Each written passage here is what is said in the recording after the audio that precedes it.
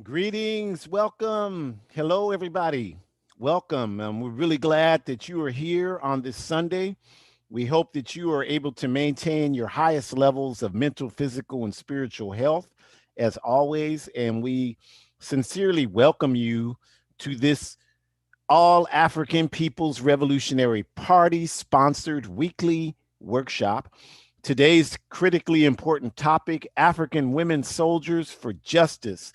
We're glad you're here for this very important topic.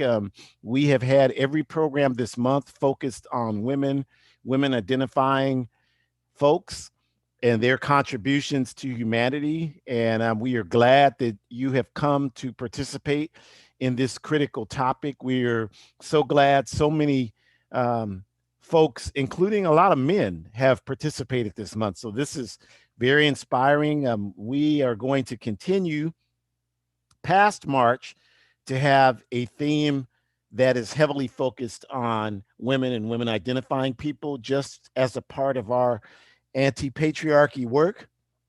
So we're thankful, and that will include us evolving from our traditional format, where I've been historically doing most of the talking.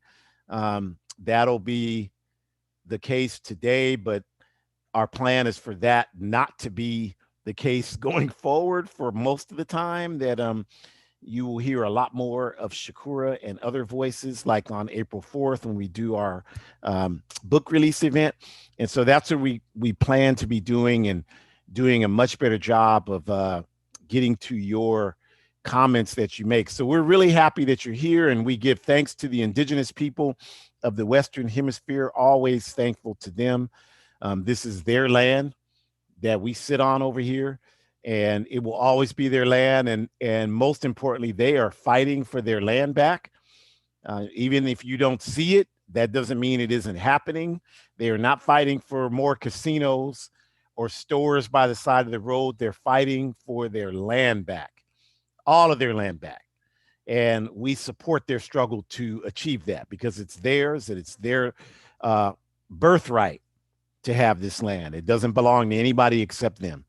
And they have never, ever, although they have every right to, taken any type of position about anyone non-indigenous to the Western Hemisphere not being permitted to stay here, provided you have an outlook and focus on justice. So there's no reason for anybody to be against them getting this land back, unless you side with colonialism and European settler colonialism and capitalism. So we support their efforts to regain their land back. We support our African ancestors. Some of the women we're going to focus on today are women who fought for our liberation from colonialism, because so many of our people are confused and actually tragically believe that there was not a strong resistance to colonialism, which is absolutely absurd.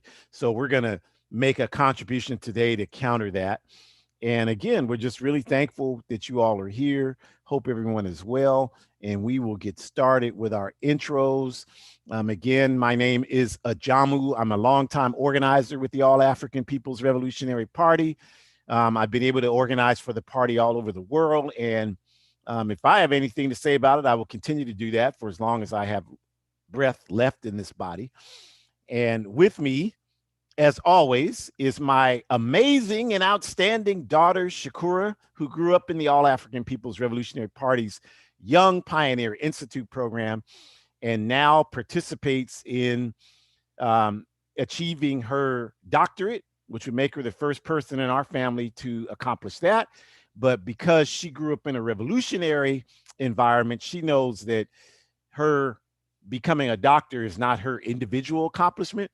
It's simply a tool and source for her to use her knowledge and skills to advance the collective well-being of our people and all of society. So she's engaged in that work, and just honored to work with her every week around this question and these events. And getting back to the All African People's Revolutionary Party briefly, we are an independent mass revolutionary political party based in Africa. And we are based on achieving our objective of Pan-Africanism, which is one unified socialist Africa. One unified socialist Africa is our objective.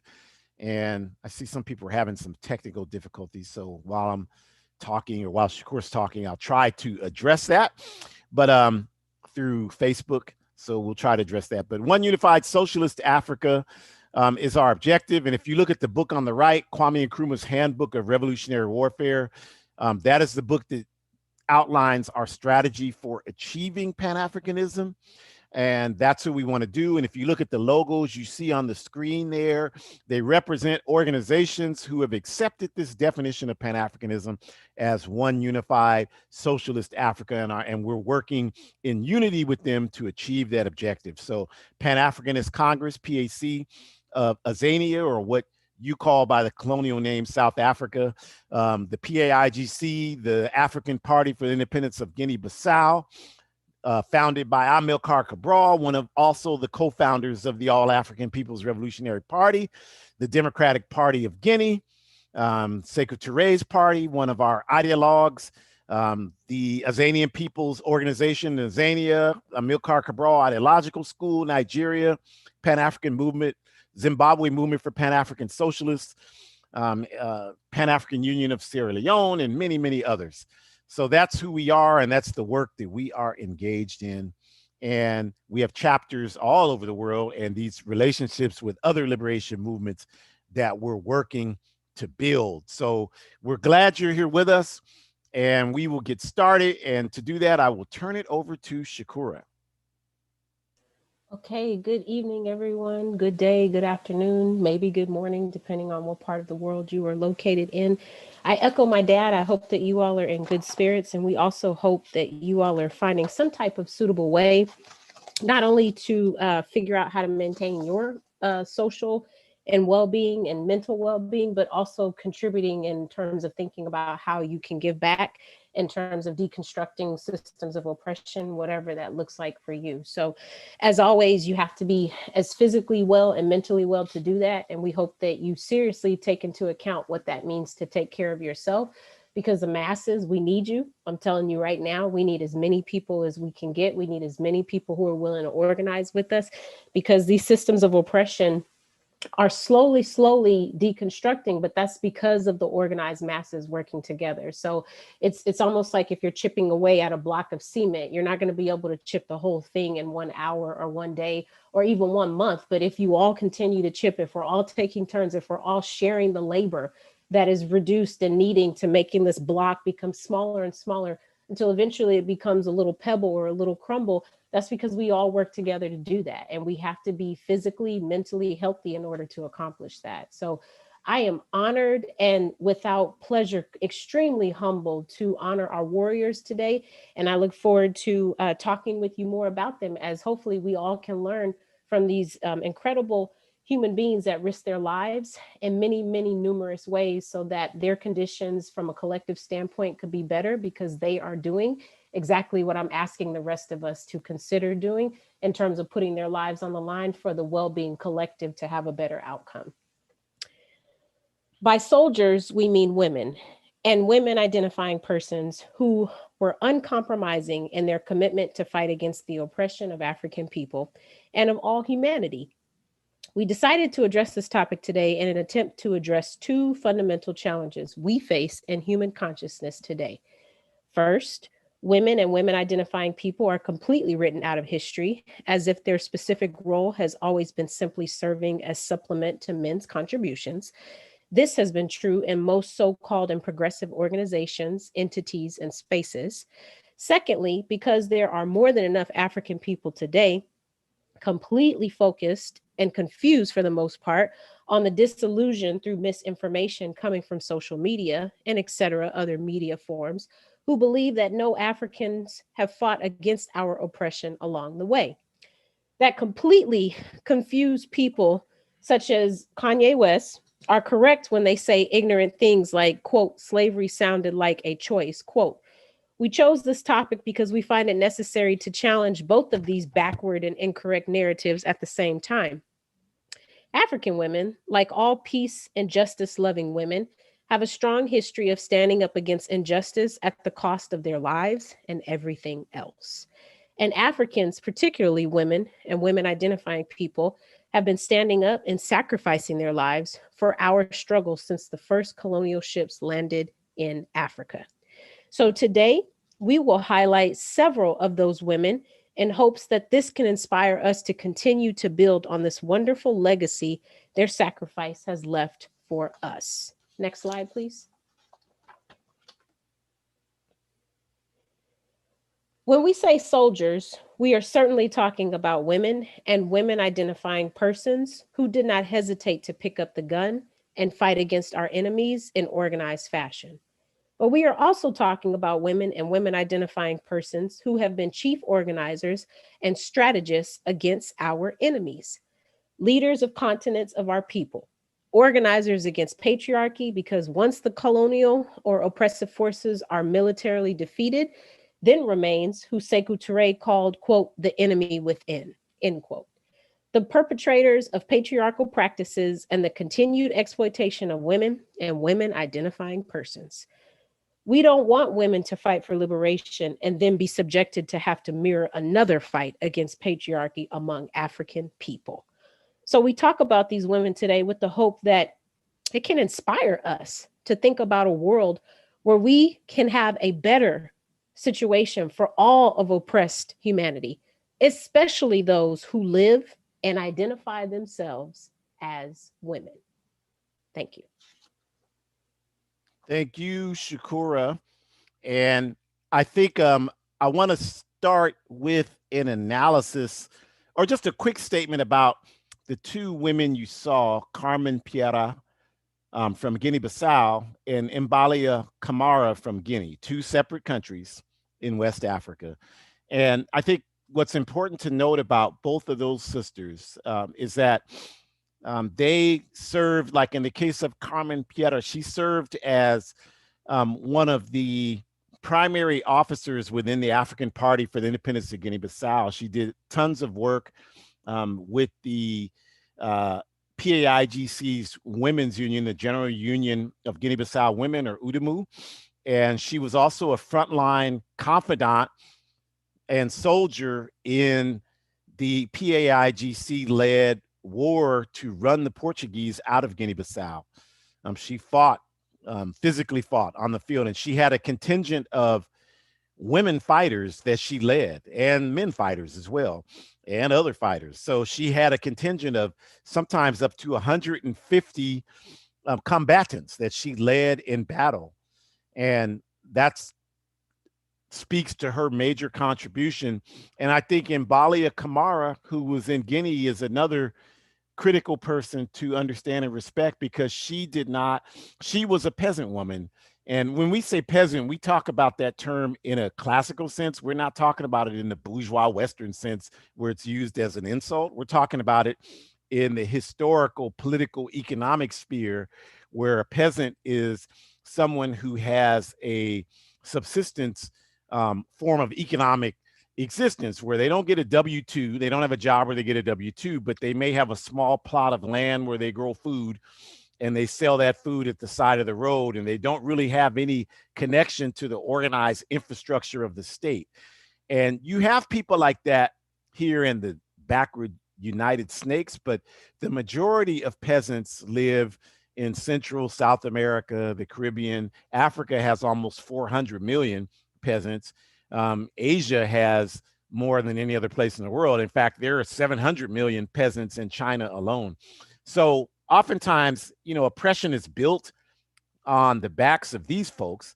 And Mbalia Kamara was one of those people. She was not someone that went to school. She didn't have, that type of formal education, but she was inspired by the work of the Democratic Party of Guinea to get involved in the struggle in the 1950s and to work to build the PDG in Guinea. And she did immeasurable work in the countryside of Guinea, organizing women identifying people in Guinea to do that work. And because of that, she was visited by the state apparatus in 1955. And when she refused to agree to back down from the work they were doing, they killed her with swords. I mean, very ruthless form of death. But even today, um, 70, 80 years later, she serves as an inspiration, not only to the people of Guinea, but African people all over the world. So we are honored to talk about women like Carmen Piera and Mbalia Kamara. And we continue that right here with the discussion of Carlotta Lukumi, Carlotta Lukumi, who was a woman who was also known as La Negra Carlotta. And she was a Yoruba woman. And if you don't know, Yoruba is an ethnic group in West Africa, primarily in the Nigeria region of West Africa. And this is critically important, you all, because again, as we say all the time, so many African people have accepted the narrative of our enemies that we didn't fight back against the enslavers. We didn't fight back in Africa. We just accepted the people in Africa that are still there, just accepted us being stolen, kidnapped, and brought on the slave ships. This is an outrageous claim against our people. And it's based and rooted in people saying it who have no knowledge of African history, none whatsoever. Because if you would know the story of people like Carlotta Lukumi and how she was we don't know exactly where she was because information, we are the only ones who are going to develop our history. And that's why we attempt to do that here with our humble effort. But we know that she was a Yoruba woman because it's documented that she spoke Yoruba. And she was kidnapped and she was taken to Cuba to become a slave and work in the fields in Cuba. And this is important for us to understand that point because today there are a lot of backward narratives going on. There's these people claiming to be American descendants of slaves or ADOS or whatever the hell they call themselves. And they're running around talking about, well, Africans in Cuba coming here, that's taking something from us. And if you understand our history and you trace the routes and experiences of people like Sister Carlotta Yakumi, then you know that it's very possible, feasible, and realistic that someone like her in Cuba could be biologically related to you here in the United States. Because when they separated us, they didn't ask, well, is that your family over there? Well, we want to make sure the families stick together when we kidnap you. So you all go together. We got a nice shuttle with air conditioning waiting. No, that's not what happened, you all. We were viciously and violently kidnapped and separated from each other. So if you understand that, it's absolutely absurd for you to adopt the white supremacist position of opposing Africans anywhere else on earth. That makes absolutely no sense at all. So take the story of Sister Carlotta to hopefully help people who are still operating under that insane confusion to eradicate it once and for all. And she went to Cuba, and there in 1843, she was one of the primary leaders in the rebellion of the sugar plantation there in Matanzas, Cuba. I'm pronouncing that wrong. I don't speak very good Spanish. I apologize. But that's where the rebellion took place. And it was a successful rebellion. That's why you don't know anything about it. Because too many of us rely on our enemies for our history. And your enemy is not going to give you the blueprint for how to defeat them. So they're not going to tell you about the military wizardry of Carlotta, Sister Carlotta. They're not going to tell you how she was able to organize people to kill hundreds of Spaniards in Cuba who were oppressing them on the slave plantation there, the sugar plantation, which, you know, is still today one of the primary crops grown in Cuba. And so she was able to successfully do that. And eventually she was captured, and they made an attempt to make an example of her by executing her publicly. You know, that's what they always do. They did that then, and they do it today. That's why when they killed Chairman Fred Hampton, you know, we'll watch the movie Judas and the Black Messiah, but we won't study about Fred Hampton. That if we studied this history, we would know that when they murdered Fred Hampton, they dragged his body out on the street. When they raided the Black Panther Party office in Los Angeles 4 days after they murdered Fred Hampton and Mark Clark in Chicago, they made the people come out naked on the street. Why do they do this? The same reason that they executed Sister Carlotta 170 years ago in public because they want you to believe that you can't win. And somebody earlier today was telling me, asking me if they should watch the movie Queen and Slim, and they wanted me to tell them about it because I had seen it. And I told them, at the end, I didn't like the ending because the ending sends the message that we can't win. And that is the message this system wants you to believe, that we cannot win. If we stand up against this system, we're going to be brutally suppressed and we will not win. It's better for you to not try to do that. Instead, just go ahead and get you a nice car, a house, and take a vacation to Europe once a year and just be happy to be a happy slave doing that. So we're eternally thankful to people like Sister Carlotta, because she was able to be a living example. Even though she's not physically among us, she's still a spirit of resistance for not only Africans and other people in Cuba, but for Africans all over the world. And an example of how much of a positive influence she still is even today is that we've talked a lot before about Cuba when Southern Africa was in trouble in the 1980s. And these mercenary-led white settler racists in Southern Africa who were based in Azania at that time were attempting to make all of Southern Africa apartheid, meaning that we will be under legalized racial segregation in all of Azania. They were on the move to do that. And by doing that, I mean taking over Namibia, Zimbabwe, Zambia, Mozambique, Angola, and adding those countries to their control of Azania, South Africa. And nobody answered that call. The Soviet Union didn't answer. I'm sorry, those of you that are Stalinists or whatever you are, they didn't answer that call. They were asked to answer, but they didn't. China didn't even necessarily answer that call. Sorry, those of you that are Maoists, they didn't do that. That didn't happen. They didn't send troops there to assist our people. The only force outside of Africa who did that, and the countries in Africa, like the Democratic Party of Guinea and Sekou Touré, certainly they did everything they could to assist in that process until the Democratic Party of Guinea was overthrown in 1984. But outside of that, the only forces that did anything to assist that process was the socialist nation of Cuba. And they sent 500,000 troops between the late 80s and early 90s to fight to run these racists out of Southern Africa. And this was all precipitated based on the relationships established by Ernesto Che Guevara when he went to fight in the Congo in 1964 to try to stop imperialism from winning there. So this is the reason, you all, we say this all the time, this is the reason why we're not trying to hear you when you're trying to talk to us about the Cuban Revolution or Che Guevara or Fidel Castro or Vilma Espin or whatever it is you're trying to talk about. We're not trying to hear you because we know that when we needed help, they were the ones that were there for us. Those people in the white left today criticizing the Cuban Revolution, we couldn't find you. If we had a hangnail, we couldn't find you. We couldn't find you to do anything except do what you do best, which is run your mouth and do nothing to provide material assistance to those of us who are on the front line fighting this anti-colonial war. So we love the Cuban Revolution. And when Cuba sent those 500,000 troops into Southern Africa, they named that mission the Carlotta mission. And that's a significant mission because without that effort, there would not have been a free and independent Angola. There would not have been a free and independent Mozambique, a free and independent Namibia.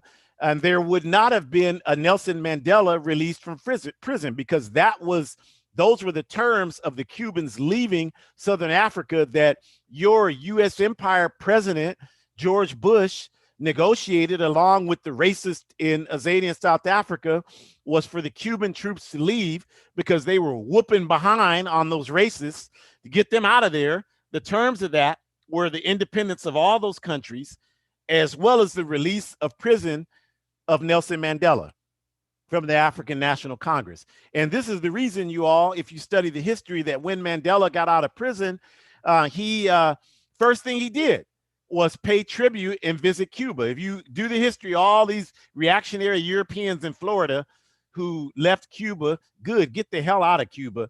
They were protesting Mandela coming there to speak in 1990 because he went to Cuba and paid honor to Fidel Castro because of the Carlotta mission.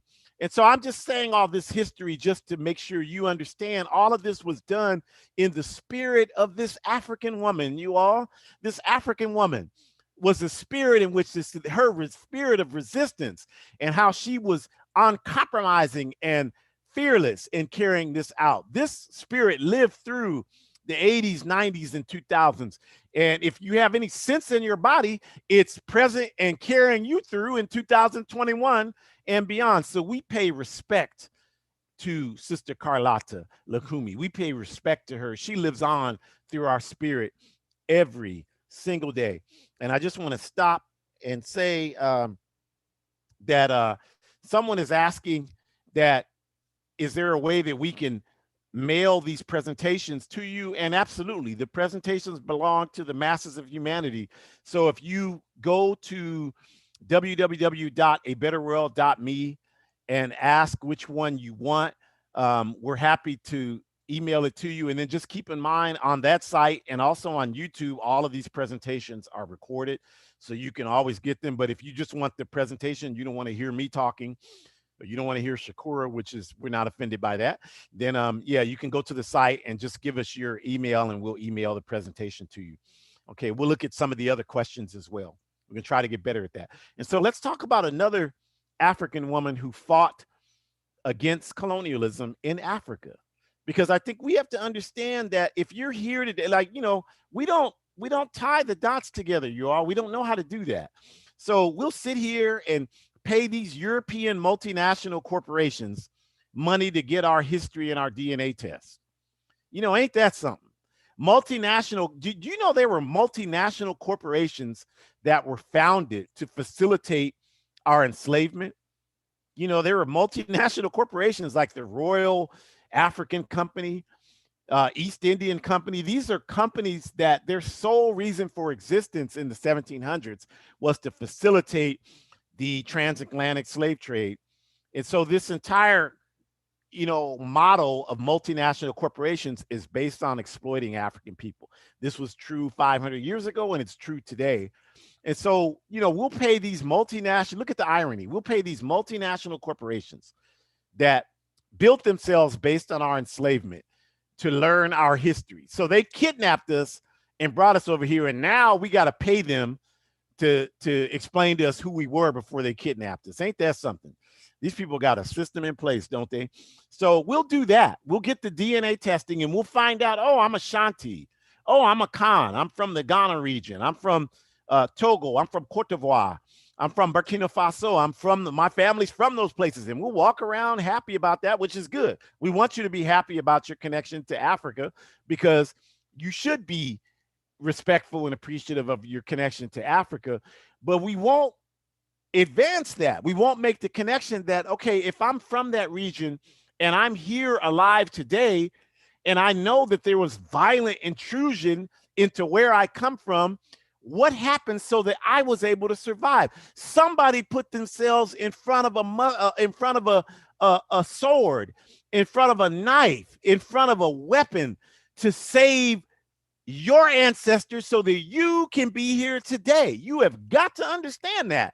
And so if you know that, then you should have pride in your African ancestors. And the minute you hear some fool talking about, well, they didn't fight for us in Africa, if you don't punch them in the mouth, you shouldn't do that, because we shouldn't attack our people for being ignorant, but you should punch them in the brain intellectually, and you should tell them, well, that's not true. You know, you really need to get a much better understanding of our history and understand that the reason you're here is because somebody fought to protect the lives of the people who ended up producing you, because that's real. Because if nobody would have fought back, there wouldn't be any of us here today. We would have just been wiped out if everybody would have just accepted that and gone through.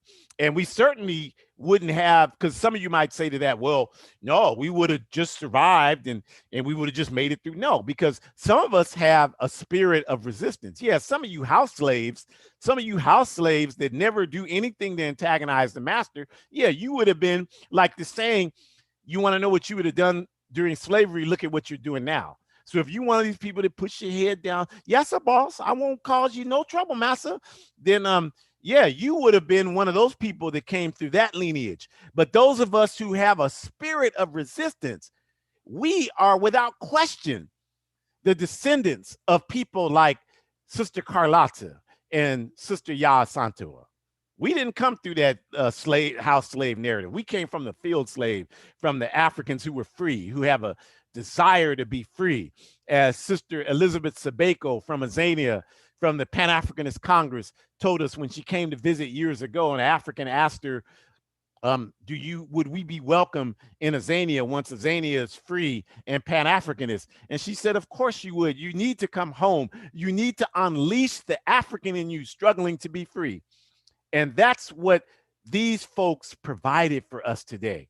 And so Yah Santua was the last line of matriarchal existence in Ghana.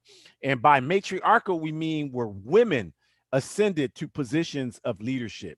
You all saw the movie Coming to America 2, and you saw the contradiction where the sister who was the child of Eddie Murphy, who was inherited the kingdom from James Earl Jones' character, who was the king, she was denied the position of leadership, and the son who was here in the U.S. was, given that position because she was a woman. Like we miss all of the obvious things, even in a Hollywood movie. The first obvious thing there is that the brother that was born here in the U.S. clearly is an African. The movie, he jumped from being in the ghetto to being a king or a prince or whatever he was in Africa. And that can only happen because the connection is real, you all.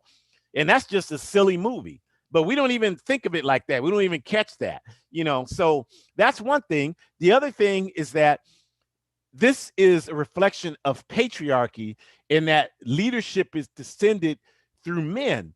And so even a woman who is qualified, a woman identifying person who's qualified, is denied the ability to lead. The movie showed you that in clear terms. And so this is oppression. You want to understand, well, what is patriarchy? How does it work? That's an example of oppression, women being denied opportunities, not based on qualification, but solely on their gender. And so in Ghana during this period, 100 years ago, matriarchy was still a dominant condition that existed, a positive condition. And some people try to argue today, well, there was no matriarchy in Africa. They don't study the history, and they know you don't study it. So they know all they have to do is just say that. And you're like, okay, well, there's no matriarchy in Africa then, because you heard some clown say that on some YouTube video. But the truth is that we had matriarchy. Yah Santua was the last line of it. There's no evidence during this matriarchal period in Africa that men were oppressed. Although I just gave you an example, even just looking at a silly Hollywood film, how women are oppressed under patriarchy. There's no evidence of that being reversed. So there's no such thing as reverse sexism or reverse matriarchy or whatever kind of term reactionaries want to make up. Matriarchy was a positive development in Africa. And this sister came through that process. She was appointed through her brother over the Ashanti Empire at that time. And she ended up leading the Ashantis in a battle against the British in 1900 that lasted for multiple years. It did. It lasted for multiple years. And there were thousands of people killed, and there were thousands of things that happened. But one thing we know for sure is that if your DNA test is telling you that you're from Ghana, you're from Ashanti or Akan or Ga or wherever part of Ghana you're from, you owe a debt to those Africans like Yah Santua who fought the British relentlessly. People like the Labodi in Ghana fought the British relentlessly so that you can be sitting up here today in the bastion of Western imperialism. And they did not sacrifice their lives so that you could foolishly be saying that I ain't no African. African didn't do nothing to fight for me. I mean, that's absolutely idiotic. And I'm sorry, I don't, if you're offended by that, then you should be offended by it. I hope it ruins the rest of your day, because we got to stop this foolishness and stop being disrespectful for our ancestors who sacrificed everything for us. And so if it offends you to hear that, then I hope you pass out from being offended, because we need to stop this and pay respect to our ancestors and stop this nonsense that's being perpetuated by a backdoor agenda of white supremacy that's designed simply to enrich the people who are promoting this nonsense and do nothing to advance the masses of our people. And that's exactly what it is. And it's extremely disrespectful to our people. Yaa Asantewaa is just representative of the thousands of our people who fought. And we are the descendants of that. We are the beneficiaries of that, you all. And we need to stop. We need to start acting like that. That's all. We need to start acting like that and understanding the importance of this legacy, and stop this intellectual laziness and start studying our history so we understand people like Yaa Asantewaa and Carlotta and Nzinga and all the others who fought in Africa for our freedom and independence against the French, the Portuguese, the British, the Belgians, and all the other colonial people who invaded Africa. So we need to do that. We need to definitely do that. And that's our responsibility. So we pay honor and privilege and respect to our sister Asantewaa, and we're thankful. We're so thankful for her contribution to us. So I'm going to stop and read some of the comments that are made. Our sister Mzuri in Los Angeles, our comrade sister, she makes a very good point. That Sister Peaches, when they invaded the Black Panther Party office in LA, was the first one to come out. And that is so significant, because at that time, if you don't know the history, what was happening is that when they would shoot up these Panther offices and people come out, they would shoot the people coming out, even when they had their hands up. Little Bobby Hutton is an example of that in Oakland.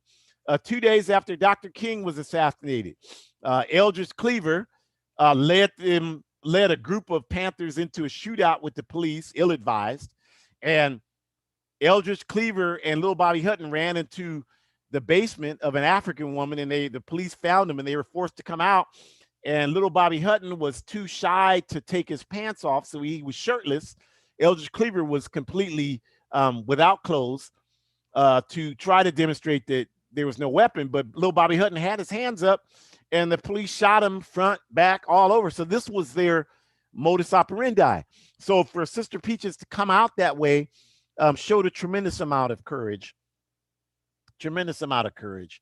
And so that's one of the things. And then we also wanted to acknowledge people were making comments that it's very important to recognize these women and women identifying strugglers, and we could not agree more. And also, Sister Mzuri makes the very important point that Che Guevara went and spent 2 weeks with Kwame Nkrumah in Ghana. And we believe, we talked about this a couple of weeks ago, and we talked about the assassination of Malcolm X. We believe that wasn't just one. They weren't just swimming and having a vacation for 2 weeks. We believe that was work that was being carried out, you all. And we believe that Kwame Nkrumah, Sekou Touré, we believe that Fidel Castro, Che Guevara, Vilma Espin, and yes, El Hajj Malik El Shabazz, Malcolm X, were involved in developing work. And we believe that is the reason that Malcolm X was assassinated. And we say that because there's so much this reactionary documentary last year. Who killed Malcolm X? And this Negro's walking around Harlem till he thankfully passed out and died a year or two ago. And he was involved in assassination. And why is he allowed to walk around? Yeah, I get it. I mean, something should have been done about him. Something should have been done about William O'Neill. Something should have been done about Cotton Fitzsimmons. Something should have been done about Mobutu. Sure, no question about any of that. But the reality is that these folks were engaged in this work, and that they were murdered by imperialism for a reason. And that reason was not just because he was talking about Elijah Muhammad having children, Malcolm, I'm saying. out of wedlock. That's not why they kill. I mean, if you all you know about Malcolm is that ridiculous Spike Lee movie. What Spike Lee, he showed the CIA agents following Malcolm, but he didn't demonstrate, he didn't show any of Malcolm's work in Africa. So if you don't know that history, you don't know why they were. You think, well, hmm, there's European men following Malcolm in Egypt. And in the scene they showed Denzel Washington, who's playing Malcolm X, he's talking to some youth about showing them the pyramids. So I guess they assassinated Malcolm because they didn't want him to see the pyramids. I mean, this is the absurdity that we deal with. That's why you have to study history so you can understand, because if you don't know that, you really don't know why they assassinated him. And if you don't know why they assassinated him, then that's how you can get so caught up in who did it, because that's the only thing that you can grasp, because you don't know why. So you can just grasp the next lowest common denominator, who did it. But when the real question is, why did it happen? So that's why that's important to look at. Yeah, Che was in Ghana with Kwame Nkrumah. He was in Tanzania before that. He was there a year in Tanzania fighting, putting his life on the line. And some of you all that are anti-socialism, anti-communist, anti-Cuban revolution, you want to have the audacity to stand there and tell us, well, Che Guevara was racist because he used the N-word when he was 22, 23 years old. We know the history. We know it better than you do. He was 22, 23 years old. You got it from the Motorcycle Diaries. You can't deny that that's true. We know the history. And so you want us to elevate some ignorant thing someone said in their early 20s above them putting their life on the line for African people in Africa when they mature later in life. That makes sense to you, some of you out there. It makes no sense to us whatsoever. So we refuse to do that, especially since before you got in the conversation with us, you were using the N-word. You know, you use it all the time. You listen to music using it. You talk about it all the time. So I don't even understand why that would even be an issue today. You know, I'm sick of having these conversations with people about that. And you totally neglect people risking their lives to advance humanity because you're not doing anything to advance humanity. So that's not important to you. But for us, that's the key to how we gauge the quality of somebody's life. What contribution did they make to advance the world? Not themselves individually, not just their partner and their children, their biological children, but humanity. That's the primary methodology in which we use to do that. So we give praise and respect to our sisters, and we come to Sister Ethel Minor, who was a member of the Nation of Islam and was engaged in the Nation of Islam. Here you see a picture of her in Guinea Conakry via Sile, with Kwame Nkrumah on the right and Kwame Ture, who was then Stokely Carmichael, on the left. And she was there after Nkrumah was viciously overthrown by a Central Intelligence Agency, CIA, or we call them, of course, criminals in action, coup d'etat on February 24th, 1966. He was accepted as co-president in Guinea by Secretary in the Democratic Party of Guinea.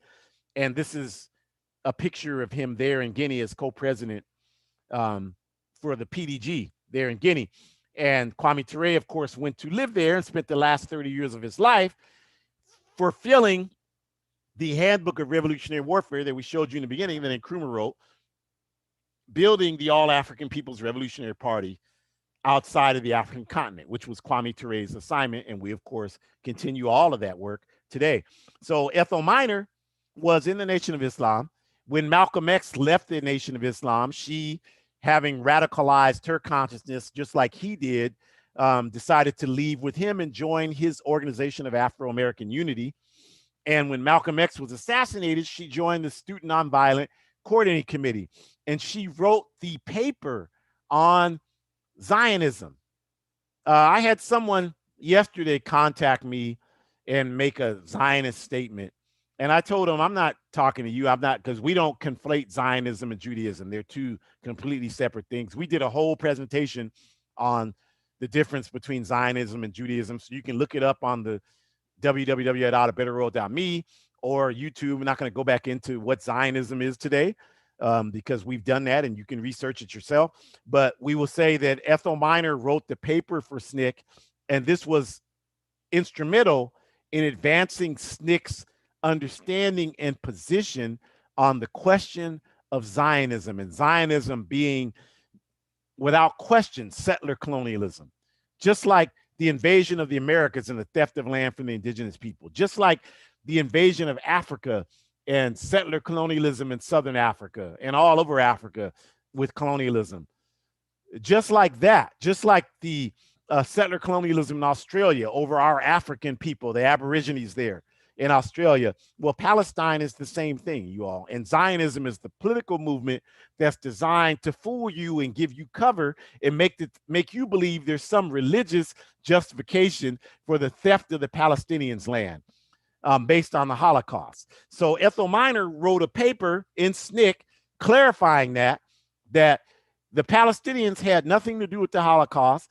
If the Ashkenazi Jews, meaning the European Jews who were in Europe, had a problem with the Holocaust, which they should, because the Holocaust was a great tragedy in human history, then their beef is with Europe. It has nothing to do with the Palestinian people.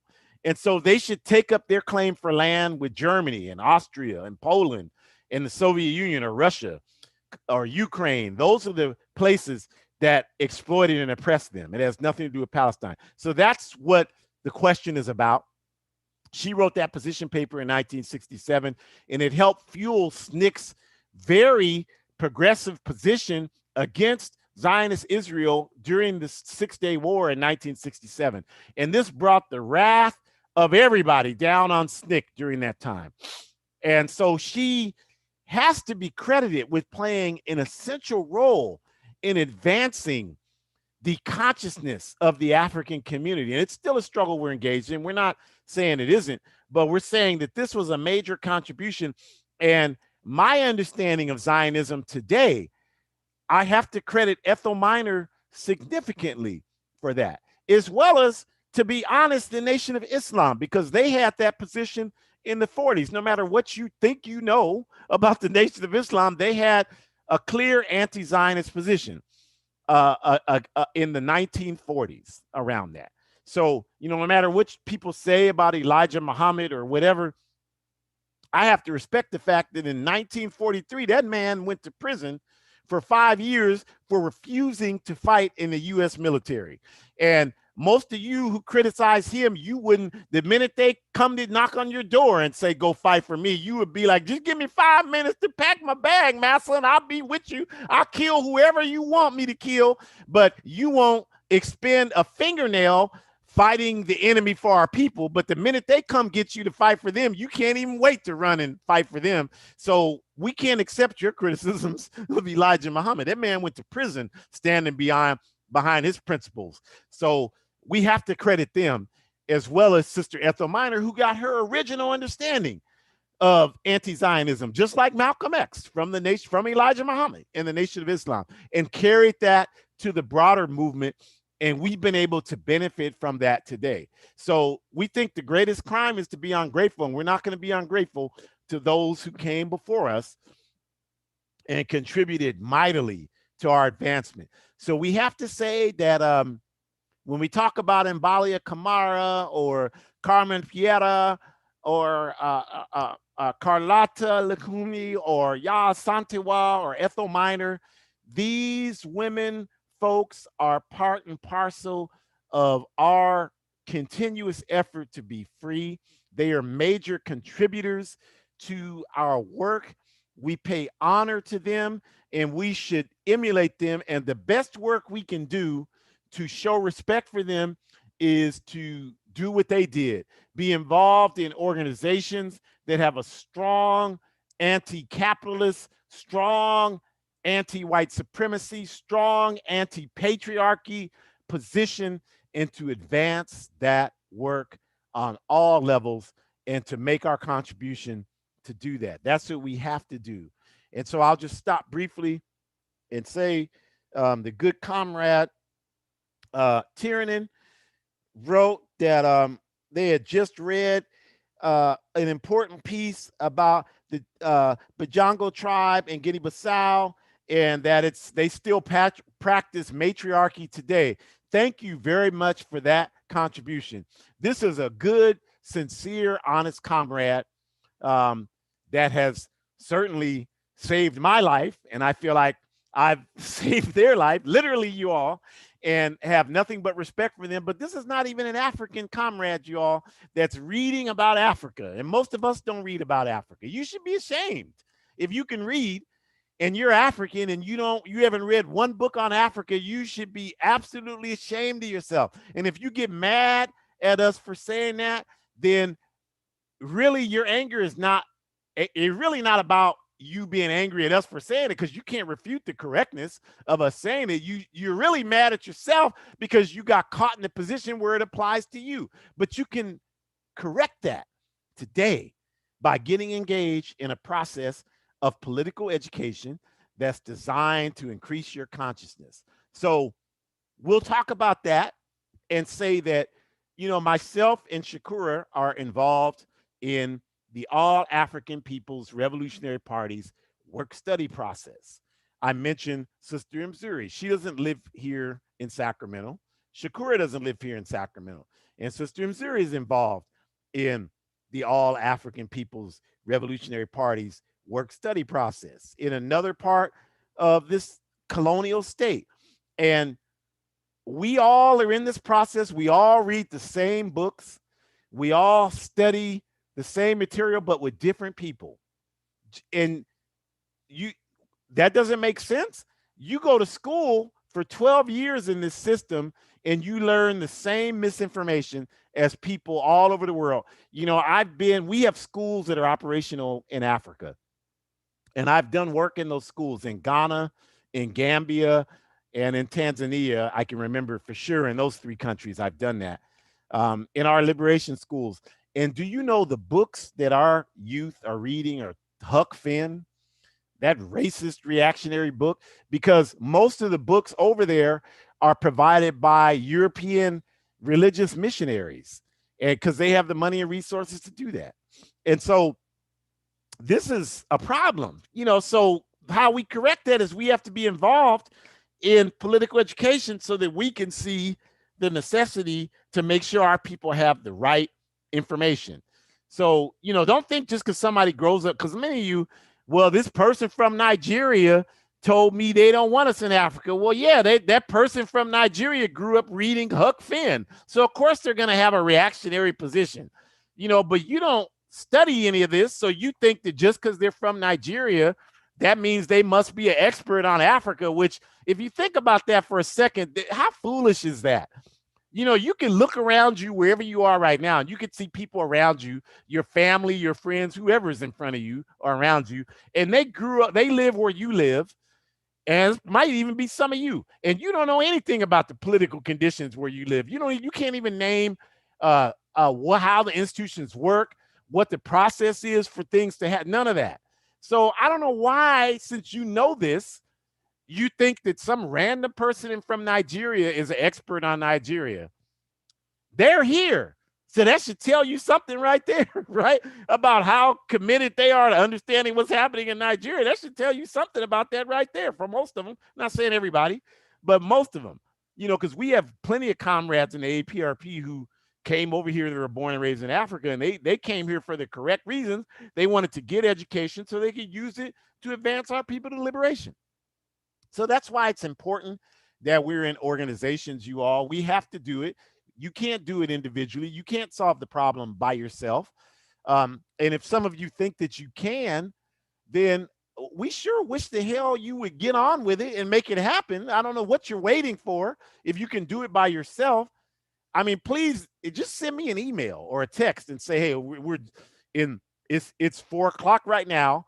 At 6:00, we're going to do this. You don't even have to do anything. Just let me know. I'll be happy to get an email and I'll respond to the email. Thank you very much. I'm going camping. I'm going mountain bike riding. I'm going swimming. I'd be happy to do that. I'm going hot tubbing, or not hot springs. I'm doing that. So if you can do it yourself, would you please let us know and just do it? We'd be happy to get out of your way. You don't know what the hell you're doing. I'm going to do it right. Okay, fine. I guarantee you, those of us who sweat and bleed in this struggle, we would have no problem telling you, oh, absolutely. Let us know how we can move out of your way so you can make that freedom happen. But you all know I'm being humorous that the reason why you're not doing that is because you can't do it by yourself. You're not even here breathing because of just yourself. So there's no way you're going to solve the problems of humanity by yourself. So the only way you can do that is getting engaged with other people and fighting. We keep resisting that because we don't want to be accountable because it's easy. The internet is full of individualists who can say and do whatever they want and not be accountable to anything. And that's what you want to do because you're not really accountable and committed to our people's liberation. Otherwise, you would take a different approach. I'm sorry, but there's no way else around that. So we ask you to reconsider that because we respect you. We don't respect that part of you, but we respect you as a human being. And we just want to ask you to, because this is what we need to solve these problems, you all. And so we want to invite you to come next week. We're going to have a critical topic. And if you're sick of me talking, next week will be mostly Shakura. She's done an outstanding job talking about African women health issues, and we're going to return to that format next week. We're going to talk about women in socialist Cuba and healthcare advancement. We're going to do a comparison with Cuba's advancements in healthcare around HIV, cancer, COVID, maternal mortality compared to this society. And it's going to blow your mind. So you want to be here. So look for the information, spread that, and let people know. And then if you want to join the All African People's Revolutionary Party, which you should, then go to aprp.intl.org and let us know. Some of you are doing that. This is wonderful. Please continue that. Let us know. Sign up. Join the APRP work study circle process. We strongly encourage you to do that. And then you can go to a betterworld.me if you want to do like the other people and issue death threats towards me. That's the place to do it. That's the appropriate place to issue death threats towards me. So go there and do that. But if you also want to read, I wrote a review on the book, Mark Clark, Soul of a Panther. You know, he was the person killed with Fred Hampton. You'll watch the movie. So really honor Mark Clark. At least read about his life. Understand some things about him. So I wrote a review on the book that his sister wrote there. So you can check that out and other things. All these videos are there, like I said. And then hoodcommunist.org. I'm on one of the editors for that. And I know I saw earlier my comrade, Sister Erica is also on here from Black Alliance for Peace. And she is also on that board. That's an outstanding organization. If you don't want to join the APRP, join Black Alliance for Peace or the Ujima People's Progress Party or any of these organizations fighting for us. And finally, we want to invite you to come on April 4th. Mark your calendar. We're going to have expanded program, 90 minutes instead of an hour. It's going to be the virtual book release event for my 76-page manifesto. I just released a guide for defense against white supremacist, patriarchal, and fascist violence. We're going to have a panel discussion of all of these outstanding activists you see on young African revolutionaries you see on the screen here, and you'll be able to join through the same process you joined today. So please tell people about that, and please get the book. And if you're like, well, I don't want to get the book because I don't, all you're going to do is spend the money. You're like Umar Johnson, you're going to spend the money. Well, if you think that, I have some food for thought for you. I mean, all you have to do is look at our history and tell it's a lot different than that. You know, we constantly, the last book I wrote was a novel, The Paradox Principles, in 2019. I released it. And you can check with an organization. There's an organization here in Sacramento where I live called the West to West Movement. And if you don't believe me, you like that, he's just lying because that's all he does is lie. Go check with them and ask them, hey, in 2019, this guy Ajamu Umi, did he make a huge contribution to your organization to send youth here in Sacramento to Ghana? And they have to tell you yes. And I'm not bragging. I'm just saying I didn't make a dime from that book I released in 2019. I spent money, the royalties I made, I gave it to them to send our youth to Africa. And that's the same thing that's going to happen here. You know, this Zoom event here is coming through Zoom. You know, this is an account that I pay for. I'm just trying to give you an idea, you all, because y'all don't understand how this works.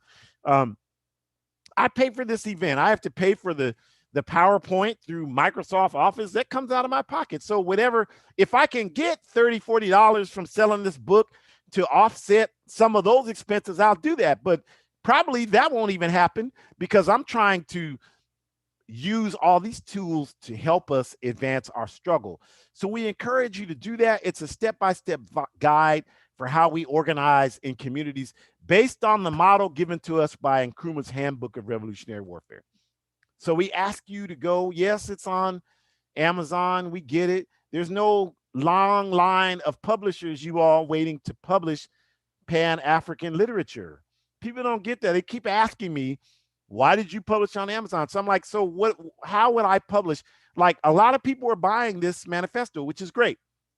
And I've done a number of workshops on people who want to institute community defense programs in their community all over the country. This past week, I've done 4 of them, and they want to study, they want to institute political education programs, and that's what this manifesto is about. So how am I going to print thousands of copies? You know, you all don't even make a contribution to Revolutionary Organization. You don't even contribute $10. So how am I going to do this? So Amazon was just a strategic way to do that. If you have a better solution, please let us know. You know how to contact us. So please let us know. Don't just wait until we do what we have resources to do and then criticize it. That's reactionary. So please let us know. We were happy to take solutions. You know, a publisher, you like, hey, this person will publish you. You want to let me know? I'm happy to do that because it's not the last book I'm going to write if I'm still living. So thank you all.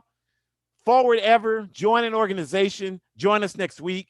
Women in Socialist Cuba and Healthcare Advancement. Join an organization with political education. Buy a guide for organized defense against white supremacist, patriarchal, and fascist violence.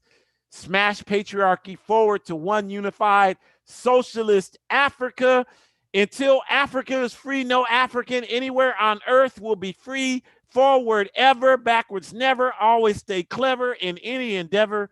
Enjoy the rest of your Sunday afternoon.